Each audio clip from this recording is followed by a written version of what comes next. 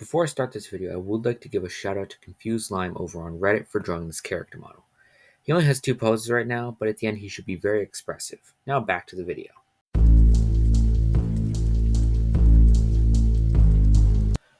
Level 6 of the backrooms is an often overlooked and underappreciated level of the backrooms. Quick little side note, if you're one of the people who don't like that the backrooms has different levels or entities, I highly recommend you check out a different video, since this is not the one for you. With that out of the way, in this video I plan to go into detail into level 6 and its multiple sublevels, as well as probably my personal favorite backrooms entity. With introductions out the way, let's immerse ourselves into the Black Abyss while I take you on a little journey through my favorite level of the backrooms.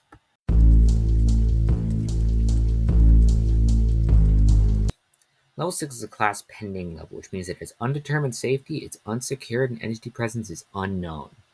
The level itself is said to be made entirely of concrete, with tight corridors and winding, unknowable patterns. The darkness of level 6 is described to be impenetrable, with even the strongest flashlight hardly making a dent. It's also said that the level is eerily silent, almost like a soundproof room. One reason I enjoy this level so much is because it works so well with one of my favorite scientific experiments I have researched. Of course, I'm talking about the Gansfeld experiment. For those who don't know, the Gansfeld experiment places subjects in an area and removes these subjects' ability to gain information through visual or auditory inputs. Essentially, they just covered their eyes and ears so they couldn't hear or see anything. Anyway, the experiment showed when the brain is removed of visual and auditory inputs, it begins to fill in the blanks. By doing so, it creates visual and auditory hallucinations, which in this environment would be even scarier since it puts you even more on edge.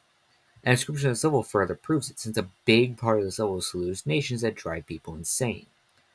This level is interesting to me since it leaves a lot of level up to the imagination, which can create even more horrors than the author could have ever described.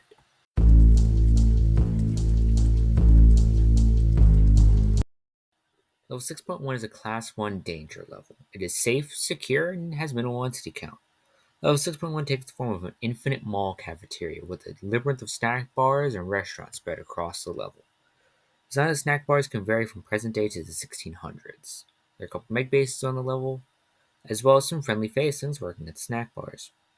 I have least to say about this level since I know this level is very popular among the community. I just don't have the same passion for it. To me, it feels a little too real, with none of the really uncanny and surreal things that levels like 59 from the fandom and level 53 benefit from. This level is very popular amongst the community, and I can see the charm of the level. It's just not my preferred level.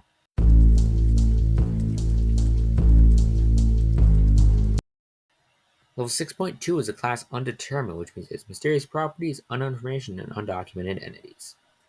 The level is described to have a similar layout and properties to level 6, but it has randomly scattered neon lights, which are said to diminish the psychological effects of level 6. It is said that wanderers who follow the neon lights will hear a female voice encourage them and offer verbal support, words of affirmation, or compliments. It also states that these words should not be believed. As you traverse deeper into the maze while following the lights, it is said that the lights will become brighter and occasionally flash red. It also states that it is not too late for them to turn back. The messages throughout the level are mostly words to confirm the safety of the lights to the wanderer. However, as you get closer to the end, a message shows up telling the wanderer that they're only a few steps from home, that they just need to follow them and cross the door. The end of the story leaves a lot up to the imagination. It switches to a first-person point of view. The relief can be heard through the text. But it also shows text from the mysterious female. It exemplifies her false promises of freedom with her own words. This section of the story reads as follows.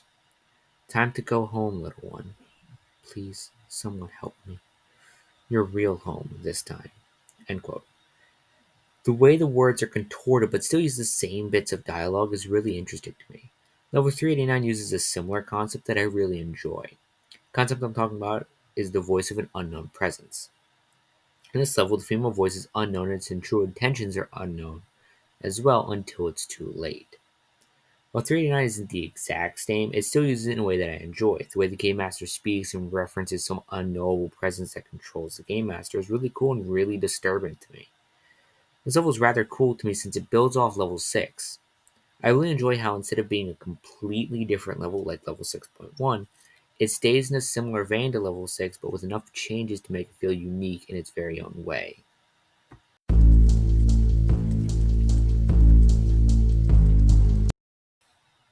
This level, similar to its base level, is also class pending.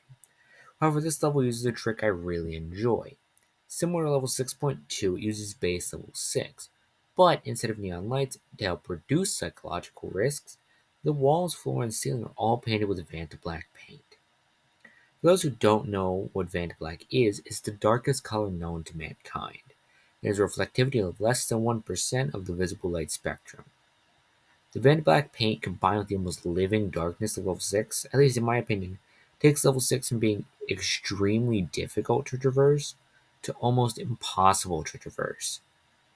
However, this will also take some inspiration from level 6.2 in a way as well. Level is described as prime condition for smilers, but yet they still avoid it. The level is also says that the wanderers in this level hear voices saying, "Help me, save me, please don't leave," or "Look at the sky." That last quote actually brings me into my final point of this section: the sky. Level 6.3 differs from most indoor levels that I know of with the presence of a visible sky. Yes, I know levels like 53 and 79 have a visible sky, but when I say that, I'm referring to completely enclosed levels like level 0 or level fun. The section of the article talking about the sky is seemingly painted with Vanta Black paint. A nice little nod to the name of the sublevel. Anyway, the sky is said to be found in parts of the level that are broken, where bits of walls and ceiling have fallen away. The sky is described as always a cloudy night sky with a bright and constant full moon. Level description also says that other heavenly bodies can be seen and should be given attention, and how the sky attracts wanderers with its beautiful allure. After that, however, there's a little blurb titled Decay Presence. It talks about how something only known as the Decay has been ravaging through and consuming the level, before switching to a more personal viewpoint, asking the reader if they had come to visit them.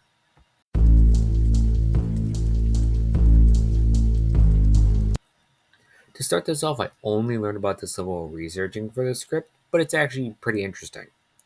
The section starts off with a journal of someone wandering through level 6.3. They describe how the decay had caught up with them and they were seemingly walking on air. The wanderer then says how they heard the sound of rushing water, which is similar to how you find the entrance to level 7 from level 6. The sound of the water led up to a little pool-like thing filled with almond water. They then stood up on it and on a piece of land and slipped and fell onto a piece of fabric. They managed to cut through the fabric and fall through it into level 6.31. Level 6.31 flips level 6 and its sublevels completely on its head. Level 6.31 is a class habitable, which means that it is safe, has sustained communities, and devoid of harmful entities. Level is seemingly infinite and becomes more open as you progress through the level. However, more communities settle within a few kilometers of the entrance. Also, because as you progress through the level, the geometry becomes more nonsensical. Level has no natural or artificial light, but it is always bright. The brightness is attributed to the paint in the level known as Vanta White. Vanta White is said to emit a subtle glow, eliminating the need for a light source, as well as protecting all objects covering it from the decay. Level is said to paint any stationary objects in Vanta White. It is said to possess the qualities of wet paint, but dries quicker than normal paint. It is also said to have a strict neutrality on the world around it. Other than that, having no discernible effects on crops, chemicals, or objects. The section ends with a continuation of the journal from before. The wanderer is known as Earl. He meets a man named Tim, who looks like your stereotypical lumberjack. After some time, he meets a man named Clark, and they traverse to the outskirts of the sublevel. After a certain time, the level seemingly collapses, killing Earl, and it is implied it killed Clark as well. The final section of the level description explains how Clark and Earl have been disappeared for about a week. And due to the nature of what happened, all treks at the end of the sublevel have been postponed until more information is gathered.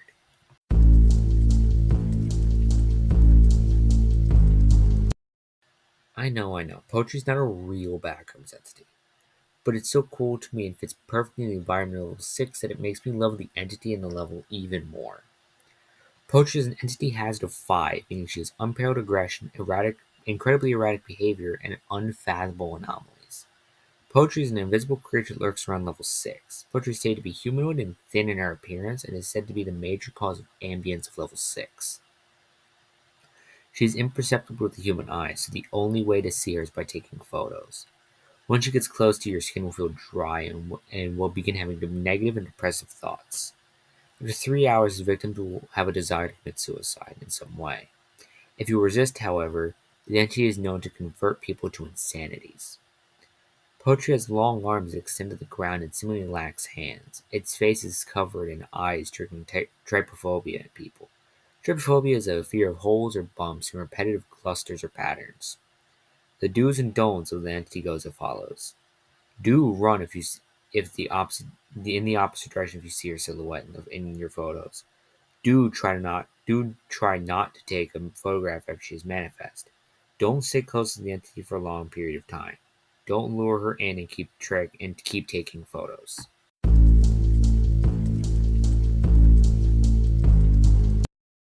With the level descriptions out the way, let me get into the finer points. As I stated in level 6, it emphasizes one of my favorite experiments to learn about, the Gonsford experiment.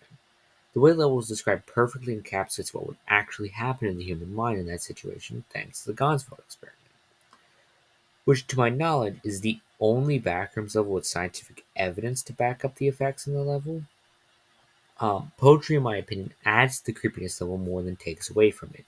The way she lurks around the level, creating this further sense of dread and unease, and creating these sounds, which make it even worse because now your mind is also making these sounds, which fill you with even more dread and paranoia. This also plays into the nocebo effect. In short, the nocebo effect is the opposite of the placebo effect. Instead of gaining positive effects, you gain the negative outcome you thought would happen. Nocebo plays really nice in this since the noises created by your mind might make you think that poetry is next to you, which will cause your mind to make your skin feel dry and have those negative thoughts that you accompany with poetry. 6.2 interests me for a different reason, that being the fact that the light lies. Throughout most of the levels I have read, the more familiar something looks, the more mundane it is. Aside from levels and entities, obviously, the objects appear safe the more familiar they look. So I think it's kind of cool, like how the level takes something you know is mundane and accompanies it with a voice anyone in that situation would trust, and have it where it twists it and creates a greater sense of dread. I really like level 6.3 since it takes what we already know about level 6 and cranks it up to 11, with the walls being painted in a way where it takes away even more visual input for our brain, creating even more hallucinations, but also introduces the decay in a way that doesn't feel rushed or shoved in, but instead feels like a real part of the level and adds to the horror of the level. The constant full moon night I also enjoy since it feels safe, but still adds a sense of dread since something we normally associate with being bright, the sky, is dark and is in a similar way to the level you are already trapped in. 6.31 also interests me since it takes what we already know about level 6 and completely flips it on its head. It still keeps the eerie unknown nature of level 6 and adds a sense of unease in a similar way to level 6.2. Finally, I don't hate level 6.1. I think it's pretty well made, but my issue is that it feels so different from level 6, which in my opinion a sublevel shouldn't do. Also, I believe the level itself feels too prominent in the backrooms community, and it gets really uninteresting when you keep seeing it over and over again. That is why level 6 and multiple sublevels are my favorite levels across the backrooms. Thank you for watching, and I'll see you in the next one.